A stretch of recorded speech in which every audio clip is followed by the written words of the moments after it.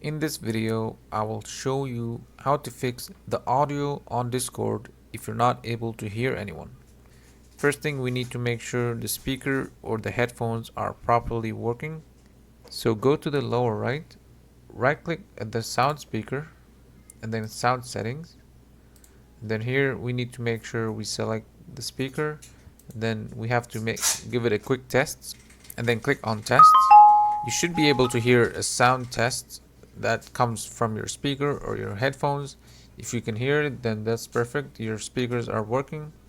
If you can't hear it, then make sure your speakers or your headphones are properly connected to your computer and make sure they're not faulty. And once you're able to hear the sound, then you can exit from here.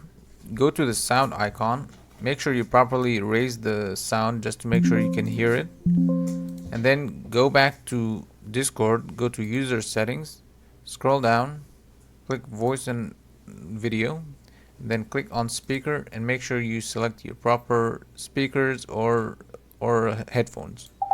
Then here you can make sure you adjust the speaker volume and then you can go back and test the sound and you should be able to hear everyone on Discord.